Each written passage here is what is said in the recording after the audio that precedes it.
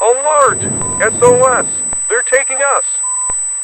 I hope that this is not just a cry for help, but that we can alert everyone who's going through this abduction process. Many abductees are placed under a hypnosis process, a type of memory suspension, so that there is no memory of these attacks when people are taken from their homes after the experiments and manipulations. I was almost without strength to maintain that mental struggle when the Grey touched my head, and for a moment accessed one of my abduction memories from when I was 5 years old, which marked my life for a long time by fear and panic. This was a memory that I carried, and that in some moments of my life returned to haunt me. When I was 5 years old, these beings took me and started to manipulate me. I remember that I cried for fear of them, and they couldn't keep me still. They couldn't put me on suspension by mind control. It felt like there was something in me that stopped them from leaving me paralyzed. At the moment they were going to mess with my brain and try to insert a metallic wire through my left ear, I had the sensation of something burning me, and I moved my head hard to the side, and at that moment, I heard as if something had exploded, and my ear started to bleed. It pierced my eardrum, and a very loud echo resounded inside me.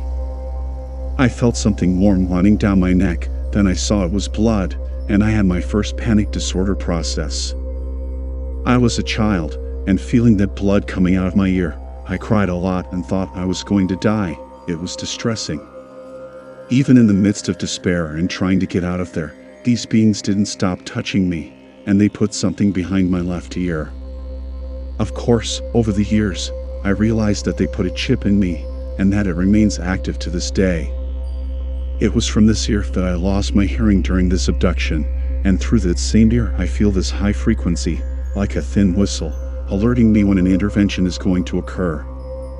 What it seems to me is that, by emitting a kind of sound wave, the signal that returns shows where the abductees are, and they can find us anywhere. And it was precisely through this terrible and painful experience that I had gone through as a child that Grey began to control me through that panic that paralyzed me. It's terrible, because to this day I feel like a dog that has been chipped in order not to lose its owner. I know there are many other chipped people like me, as I met them during some of the abductions in the Oval Room experiment, where they took other children who, like me, were monitored and experimented on with us, but that will be reported in detail shortly. At this moment, when the Grey accessed this experience, my body collapsed, my breath almost failed me, I had an extreme sweat, with the sensation of cold and heat at the same time, but my brain and my mind continued to observe everything. There was a type of equipment which came down from the ceiling, something like a very thin and flexible steel cable, and at the end, something like a luminous needle, which pierced me in the center below my chest. It felt like my abdomen was burning a lot. The Grey, slender and taller than the others, the same one who had stirred that woman's belly, came to my side, leaned over me, and began to stare at me with those big eyes, and again tried to create images in my mind. But this time, images that made me get excited with the memories with that woman who was there in the room. Even trying to control it, it was stronger than my will, and an involuntary erection happened, and another cable came down from the ceiling, which had a kind of luminous canola at the end, a very thin tube, and that was introduced into my urinary channel. Upon entering, I felt a spasm and the process of ejaculation, and at this moment, I know that they collected my semen, and when they removed the canola, I felt my urethra burning. Anger and helplessness gripped me. It felt like they were playing with my feelings, and they kept moving my body. They were reviewing the chip in the left ear, and even with my head still I could see, in my peripheral vision, that they had taken my semen to the left side of the room, where there was a small equipment and a very thin wire caught a part of the material from the semen, and did some kind of manipulation right there.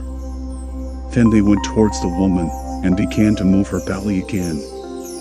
I started to try to scream and make a sound, but the Greys didn't pay attention to what I did or felt. Mentally, I tried to talk to that woman, and I saw that tears were coming down in her eyes. I really felt that she was listening to me. I apologized as I couldn't stop it. I mentally spoke to her, to hold on, to try to stay calm, that everything would pass, and that if one day I could have the opportunity, I would like to meet her, and I felt that she understood me because her face changed. The Greys realized that we had somehow maintained mental contact, and 3 of them walked back towards me, while the others continued to mess with that woman. When they arrived at my side, they connected small wires, the thickness of a hair, that came out of the stretcher and entered through my nostrils. The despair increased, because in addition to being panting, they covered my entire face with the same kind of oily gelatin as before, and I thought I would suffocate to death. When these wires entered my head, it burned a lot. It seemed that these thin wires reached the center of my brain, and I felt that they emitted a small vibration and electricity, which went down my spine. That's when at the same moment, I couldn't stand it and passed out. I woke up and it was still dawn. I was totally lost, memory lapse, not remembering my own name. Panic seized me and almost prevented me from breathing and walking. It took my strength, and worst of all, I was naked, alone, in a deforested field to which I couldn't locate where it was. The memories and my references were slowly coming back. I was lying on a trail in the middle of the forest, and I realized that I was in a place close to my house, where we had a water mine that supplied us. Despair took over me again, and the only thing that came to mind was, get home before someone saw me, and something bad could happen to me. I dragged myself to the house and started knocking on the door, and my mother, scared and not understanding anything, opened it and let me inside.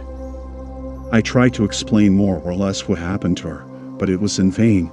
We didn't know how to deal with this situation that had been dragging on for a long time, since childhood. I took my clothes that were on my bed, as if I had gone through the fibers of the fabric, pulled them out and all inside each other, under the covers, as if I had evaporated from the bed.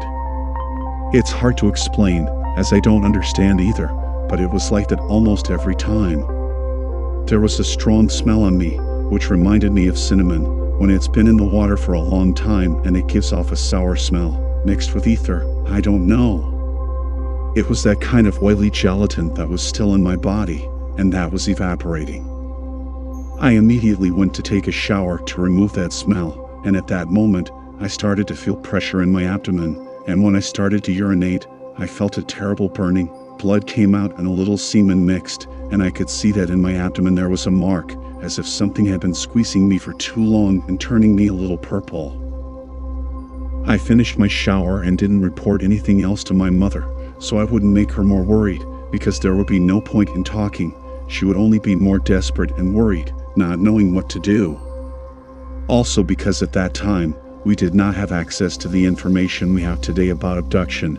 There was no computer and no internet. My mother was not very educated to understand what was happening to me. The only thing that came to her mind was that I might be going through some kind of spiritual obsession, so she prayed for me.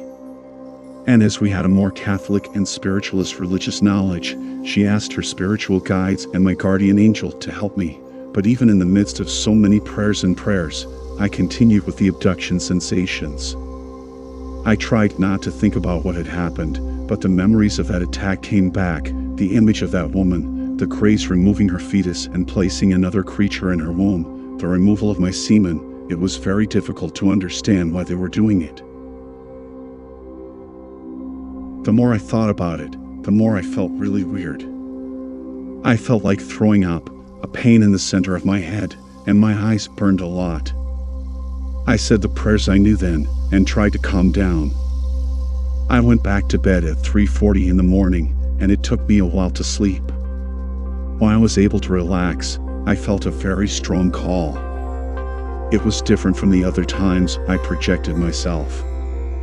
I was still shaken by everything that had happened hours before, but some energy calmed me down. I felt that something was protecting me, and I soon thought it would be one of my spiritual friends, who used to visit me when I had a bad experience. For a few years, 3 spiritual friends visited me and took care of me. They didn't interfere with my earthly life, but whenever I had a problem, whether physical or emotional, they arrived, without any notice, and gave me advice and directions. They sensed when something wasn't right with me, and these visits happened from time to time, and of course, on this day I really needed help. A slight tingling took over my body, and in a short time, I was projected, watching my physical body lying on the bed. I looked around and I still hadn't seen the presence of my spiritual friends, but I felt a strong and different energy. So I concentrated, as I always do when I go out in the astral body, and I sought to be in touch with the Christ energy, and I made a prayer from the heart with my words. I felt that the whole environment was filled with a light between green and blue, and suddenly, a tall being about 3 meters tall and with a humanoid shape. There were 2 antennae on his skull, like small bumps on his forehead, on his hands, for fingers that were elongated. His hair was almost white and long, to his waist. His eyes were round and big, and he carried a triangular stone, which he used as a key to open dimensional portals. He introduced himself, but as it is difficult to pronounce or write his name, I will address him here as Leon, the sidereal friend. All our communication was by telepathy, and he gave me a lot of information. He told me that he had been watching me for a long time, since the moment I reincarnated on this planet. There were so many existential questions running through my mind, but at that moment I still had memories of that night, and I asked him if he had any information about the woman who had gone through the abduction with me, if she was safe, and what these gray beings wanted.